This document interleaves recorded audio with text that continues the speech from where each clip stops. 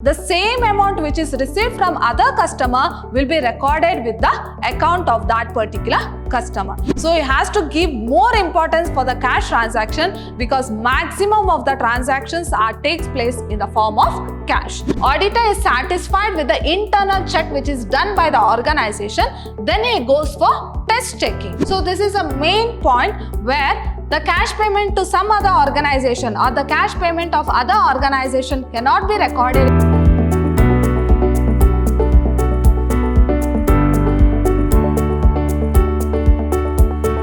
Hello everyone, I am Harshita, lecturer, Department of Commerce, Vidyashram First Grade College, the Temple of Excellence, Mysore. Today we are in the second session of Unit 4, that is Ouching. So my dear students, in a previous session I have already discussed about this topic, that is Ouching. So what is this Ouching? So for each and every transaction in the books of account, there should be a documentary evidence. So here the accountant cannot record entries in the books of account as per his wish or randomly. So there should be a proper documentary evidence, then only he can record the transaction in the books of account. So that documentary evidence in support of each and every transaction in the books of account is called as ouchers. So what is a oucher? The documentary evidence in support of each and every transaction is called as oucher. Then what is this ouching? So examining the books of account by using the ouchers is called as ouching. Now we shall quickly recall what we have discussed in a previous session. So in a previous session, we have seen what is the meaning of ouching. So what is this ouching is all about? So I have already told you, ouching is a process of examining the books of account using the ouchers or documentary evidence by an auditor is called as ouching. Then what is the objectives of ouching? So what is the importance of ouching? So why this ouching is required in an organization? So why it has to be conducted by an auditor? Next, ouchers. So I have already told you. So that documentary evidence in support of each and every transaction in the books of account is called as ouchers. Next, principles of ouching. So how this ouching has to be conducted. So first an auditor has to see through that whether every vouchers are there in the organization or not and whether it is been serially numbered as per the transaction. So how the transaction has been entered, in the same way the ouchers has to be preserved in the organization. So there are a number of principles which we have discussed in a previous session. In today's session, we shall continue with new topic, that is teaming and lading. So what do you mean by this teaming and lading? So as I told you, so ouching is mainly done in order to reduce the errors as well as fraud in an organization. Now let us see what is this teaming as well as lading. So teaming and lading is a fraudulent practice. So what do you mean by fraudulent practice? The mistake which is made intentionally is called as fraud, right? So here teaming and lading is a fraudulent practice on the part of the cashier of misappropriation or misuse of cash. Now here it's relating to the cashier. So he is doing some fraudulent practice in order to misappropriate the cash or misuse the cash of an organization is called as teaming and lading.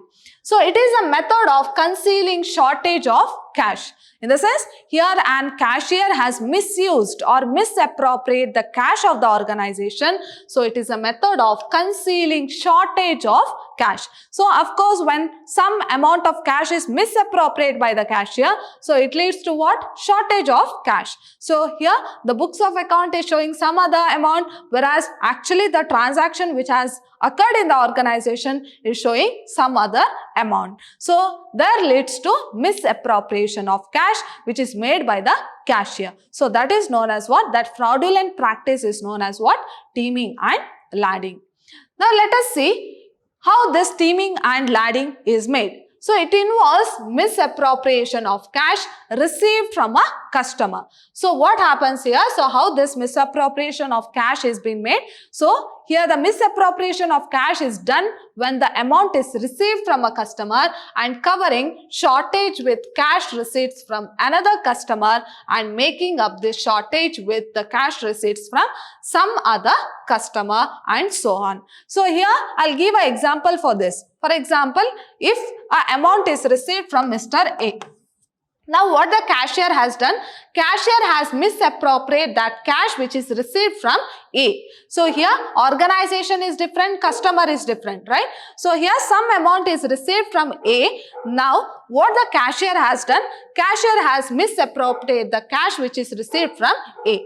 So in order to compensate that, another customer who has given the same amount, for example, here A has given 5,000 rupees, that is rupees 5,000. Now the cashier has misappropriated this cash. Now B is a customer, so he also given rupees 5,000. Now the account of A is compensated by the amount which is received from B. Okay. Now in the same way, C is one more customer. Now B is having shortage of cash. Now his account is showing shortage of cash. Now suppose C also have given rupees 5,000. Now B's account will be recorded with these 5,000 which is received from C, because here the cashier has misappropriated one customer's amount, right? So here the cashier has misappropriated one customer's amount. So in order to compensate that, the same amount which is received from other customer will be recorded with the account of that particular customer. In the same way, he will be doing this activity often and often in order to misuse that cash. So that is known as what? Teaming and lading. So it involves misappropriation of cash received from a customer and covering the shortage. So here there is a shortage in A's account because A's amount has been misappropriated by the cashier. So whatever the amount which is received from B, so it will be recorded in A's account. In the same way, he will be doing on this often and often. So from another customer and making up this shortage with the cash receipts from some other customer. Thus, while the shortage continues. So if he does like that or transferring some other's amount to other customer's account, so he'll be doing like that. So there will be, or here the shortage continues to be there. It is never be in the same account. So here the fraudulent activity goes on like that. So that is known as what? Teaming and lading. Now, we shall take an example here so that we can clearly understand. So, I have already explained you. Once again, we shall see the example. So, when cash received from a customer, say from A. So, here a customer has given amount to the organization, that is from A. No entry is made in the cash book. Now, what the cashier has done? He has not recorded that amount in the cash book and the money misappropriated by the cashier. Now, he has not recorded that amount, but that money is being used by the cashier for his personal use, or he has misappropriated that cash. Later on, when cash for same or similar amount is received from another customer, now another customer has given the same amount, say from B, it is credited to the account of A. Now what they have done? Here A's amount has been misappropriated, or in order to compensate that, the amount received from B will be credited to Mr. A's account. Again later on, when money is received from another customer, say from C, it is credited to B and so on. So in the same way, he is going to do this mistake often and often. That is, some other's amount will be credited in some other person's account. Later on, the cashier replaces the money he has so far used without any authority and credits the account of the customer whose account he has not credited so far. Now what he is going to do? At the end, what he will do? He will put that amount what he has used. So at the end, he will deposit the amount or credit the amount what he has taken for his personal use. So this misappropriation of cash or fraudulent practice which is made by the cashier is called as teaming and lading. Now let us see how to detect this teaming and ladding. So ordinarily, teaming and ladding or lapping may not amount to fraud. So this may not amount to fraud until it is been recognized or until it is been caught. It is not treated as fraud, because ultimately the cashier is going to credit that amount, right? So but in between, if he is caught, then it acts as a fraud. So nevertheless, the auditor must look carefully for the instances thereof, because it may involve substantial amounts. It may possible that the cashier may not be in a position to replace the cash used by him. Suppose he is in not a position to replace that cash, then it is acted as a fraudulent activity or fraudulent practice. Suppose unknowingly if he has taken the amount, or knowingly if he has taken the amount, but later on he has credited the amount before the organization reveals it, then it is not treated as a fraudulent activity. Suppose he has taken the amount and is not in a position to credit that amount, then it is treated as a fraudulent practice by the cashier. So this is known as teaming and ladding. So this is an important question which might come for 5 marks, and you have to write the meaning of teaming and ladding, and you have to give an example and how it is being treated. Now let us see vouching of cash book or cash transactions. So you are familiar with the meaning of vouching. So vouching is nothing but the process of examining the books of accounts with the respective vouchers is known as, or documentary evidence is known as vouching. Now let us see how this vouching is done with regard to cash book or cash transactions. So cash transaction takes place almost every day in business. Of course, money is called as lifeblood of the business, right? So there is, of course, there will be inflow as well as outflow of cash each and every day. So this cash transactions takes place almost every day in a business. An auditor should give care and attention to the vouching of cash transaction. So he has to give more importance for the cash transaction, because maximum of the transactions takes place in the form of cash. So here an auditor should give more importance for this vouching process relating to cash transactions. The main objective of vouching of cash transactions are, let us see what are the objectives of this cash transactions. To ensure that all receipts of cash are duly accounted for. So the first objective would be whether all cash receipts have been properly recorded with documentary evidence or not. That is, to ensure that all receipts of cash are duly accounted for, whether it is properly recorded in the books of accounts or not. To ensure that no proper payments or no improper payments are made. So if any improper payments or fake payments are not being made, so here the auditor to ensure that no fake payments or improper payments are not made in the organization. And the third one is that to see that all receipts and payment of cash are actually and properly recorded. So whether all receipts and payments have been correctly recorded in the books of accounts or not. So here cash transactions is nothing but all the receipts and payment of cash, right? So first objective is to see through that all the receipts of cash has been correctly recorded in the books of accounts or not. And the second one is whether any improper payments or fake payments from the organization is made by the cashier or not. And the third one is whether all receipts and payments which are made in the organization have received properly as well as they have paid properly or not, and whether it is recorded in the books of account. And the next is to see that all payments have been made to proper persons. Of course, it is very essential. So here whether the payments have been made to proper persons or not.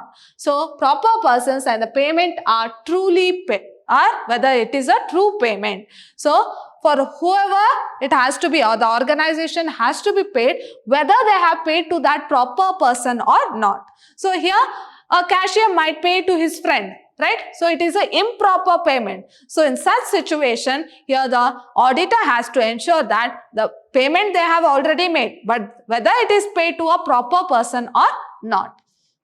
Next is to see that cash and bank balance correct and really exist. Whether the cash and bank balance which is showing in the books of account, does it really exist? So whatever the balance which is showing, does it really correct and does it really exist or not? So this is relating to OCHUS of, that is objective of cash transaction, that is OCHing of cash transaction. Now let us see OCHing of cash book, that is OCHing of debit side. So here we are going to mainly consider receipts as well as payments of cash. So here cash transaction is nothing but receiving as well as paying of cash transaction. So it has to be recorded either in the debit side as well as credit side of the cash book. Now let us see OCHing of debit side of cash book or cash receipt transaction. So what we are going to record in the debit side? All the cash receipts. Let us see how we are going to OCH that cash receipts or debit side of the cash transaction. So OCHing of cash book or cash transaction covers the OCHing of receipt side as well as payment side. So here I have already told you cash transaction is nothing but receiving as well as payment of cash. So we have to ensure that OCHing has to be done as per the debit side or receipt side or credit side or payment side of the cash transaction. So OCHing of cash receipt transaction is more difficult than that of cash payment. Let us see why it is more difficult than that of cash payment transaction, since there is a greater chances of manipulation in regard to cash receipt. So when compared to cash payment, this OCHing of cash receipts is very difficult when compared to cash payment. So why it is difficult? Because this cash receipts can be, or there is a chances of manipulation or showing the fake cash receipt in the cash transaction. So there is a greater chances of manipulation of cash receipts. Now let us see how this cash receipts has to be done or how the OCHing of cash receipts has to be done. The auditor should bear in mind the following points while OCHing the cash receipts transaction. Let us see what are the points that an auditor should know about or OCHing in the debit side or receipt side of cash transaction. So the first one is, the auditor should carefully examine the system of internal check in operation with regard to cash receipts transaction. So he has to ensure that whether the internal check is being made properly in the organization or not. So here the internal or the auditor has to ensure that relating to the cash receipts, whether the organization have done the internal check or not. So what do you mean by internal check? Internal check in the sense the control of one person will be in the hands of some other person, that is relating to verifying the books of accounts. So here that is checking of books of account. So being an auditor, so before an auditing process, this internal check has to be finished, right? So an auditor has to ensure that whether a proper internal check system has been conducted by the organization relating to this cash receipt transaction. And the second one is, an auditor can resort to test checking only if he is satisfied himself, that is, there is a efficient in internal check. Suppose if the organization have done the internal check, then the auditor has to go for test checking. Now what do I mean by test checking? So there are number of transactions. So test checking in the sense, so if the auditor is satisfied with the internal check which is done by the organization, then he goes for test checking. So test checking in the sense there are number of transactions. So here the auditor will test only a part of the transaction. So if it is correct, then he will leave other transactions. So he will not check other transactions. So he will declare that all the transaction which has been recorded in the books of account is correct. So test checking in the sense testing a part of the transaction is known as test checking. So if the auditor, so first he has to ensure that a proper internal check has been conducted by the organization or not. So if the organization have conducted internal check, then he should satisfy, or there should be a satisfaction for an auditor that internal check which is conducted by the organization is correct. So then if he satisfies, then he goes for test checking. So test checking is nothing but what? Checking a part of this total transaction is known as test checking. Next, he should ascertain whether a diary of cash receipt or a rough cash book has been in use. So he has to ensure that whether the organization have maintained a cash receipt or a rough cash book has been in use. If rough cash book has been in use, he should examine the entries in the rough cash book and compare with the entries in the cash book. So while examining the books of accounts, the auditor should ensure that whether the organization have maintained a cash receipt or rough cash book. So if the organization is maintaining rough cash book, he has to take that rough cash book and compare it with the actual cash book, that is the final cash book. So he should examine the methods of depositing daily receipts into the bank. So what the organization is following? So what are the methods that the organization is following in order to deposit the amount which has been received from the customers? It's not only the customers, from whoever the organization have received the amount, so that he has to make sure that, so how that amount has been deposited. So what is the method of depositing that amount? So whether there is a chances of misappropriation in cash while depositing the amount. And the next one is, he should check the bank passbook with the entries in the cash book. Of course, he should rectify or he should go for reconciliation or of cash book as well as bank balance as per passbook. So he has to check whether the bank balance as per passbook is equal to bank balance as per cash book, because here the cashier will record each and every entry relating to bank or the transactions which have occurred in the bank, that is in the cash book. In the same way, bank also records the entries of the organization in their passbook. Now the auditor has to check both the book, that is cash book as well as passbook. Next is, he should watch cash receipts by reference to documentary evidence. Now he has to check each and every transaction of cash receipts with the documentary evidence. So how this watching has to happen? So he has to check all the cash receipts. So whatever the amount they have recorded in the books of account as cash receipts, for each and every cash receipt there should be a proper documentary evidence. Next, he should inquire with the system of allowing documents, the rate of discount allowed, etc. So what are the allowances which is given by the organization? So here the auditor has to know from the organization what are the allowances that has been given. For example, here a rate of discount allowed or any other allowance which is given to the or given outside the organization. Next, an auditor should see through that what is the bad debts written off and satisfy himself about the bad debts. So what is the bad debts which has been deducted from this cash transaction? In this context, he should keep in mind the following points. Let us see what are the points that he has to remember while watching the debit side of cash transaction. So all receipts are on the printed form. So he has to see through that all the receipts are there in the printed forms. See that receipt book should be consecutively numbered. Of course, it should be serially numbered because for the reference in the future, so it should be serially numbered. That is, the receipt should be serially numbered. The receipts have to be signed by a responsible officer. So there should be a signature of the responsible officer. So if it is not there, then it means what? It is not authorized by a responsible officer. Then it is a fake receipt. So he should see through that whether all the receipts is signed by a responsible officer. Next, the unused receipt book should be kept in the safe custody. If there is any unused receipt book, then it has to be kept aside as a safe custody.